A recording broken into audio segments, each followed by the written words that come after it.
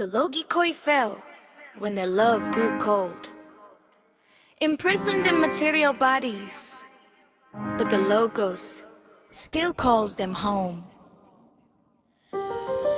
Tadi tausan kaki di atas bumi, awan putih seperti gulungan perkaman yang tak terbaca.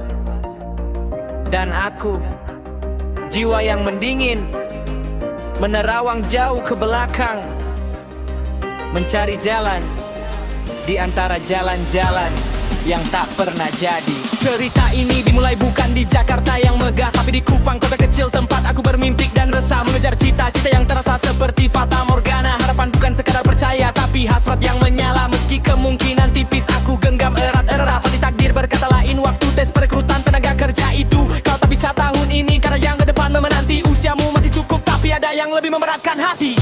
Hasil rekaman medis, ada kelainan jantung katanya. 2 kali ku coba, mungkin nervous dan gugup yang bekerja, tapi ku bawa rekaman itu ke dokter jantung sebenarnya. Ia memeriksa lalu berkata, jantungmu sehat, normal, tak ada apa-apa. Wahyu pribadi, vonis itu hanyalah kabut yang menipu, tapi penundaan itu mengubah seluruh arah langkahku. Kisah hidup ini seperti nubuat yang belum tergenapi, tentang masa depan kontingen yang tak bisa diprediksi. Lalu Jakarta, kota yang menahan dan memuntahkan mimpi. Di sana kampus, teman-teman suka derita dan duka bersisip. Kuliah di tengah gemerlap, tapi kantong sering kosong. Iman bukan cuma percaya, tapi kepercayaan yang bertaruh. Lalu pelatihan kerja, anggi-anggi dari ruang nama, batar juga libuan tanpa katanya, melalang pertama. Kulihat jalanan Jakarta yang ramai dari ketinggian, apartemen dengan kolam di atasnya, sepasang manusia mandi cahaya senja.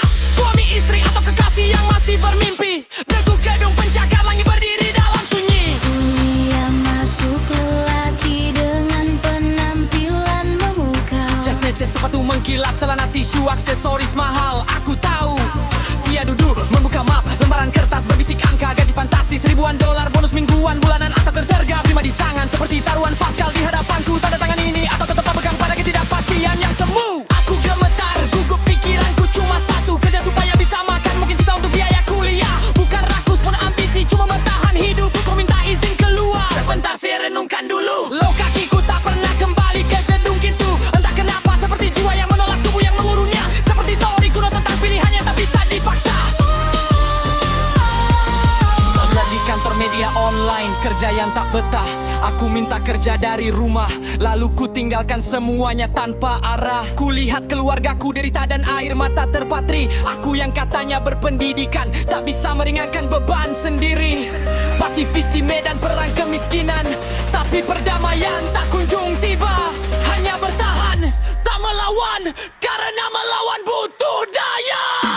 Lalu diskusi dengan top politik nasional asal Lenggari. Mereka membahas namaku untuk calon DPRI, tapi diskusi itu juga ku tinggalkan, seperti ruangan landai duya bulan. Karena perasaan bukan wahyu yang selama ini ku cari. Lalu ada kabar angin maka jalan mata bilang mata hati aku cuma orang tak berdaya tanpa daya. Semua jalan ku tinggalkan, semua pintu ku biarkan terbuka. Misi identitas pilih wadah yang lantai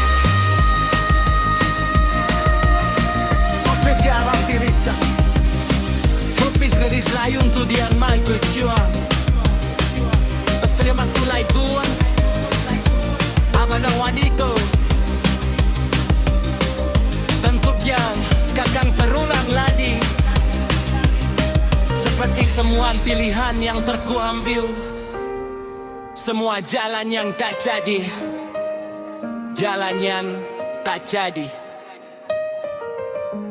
Dan darah di dada yang meimban semua luka. Kan mungkin pemulihan, kau menyesali kesalahanku tanpa tobat.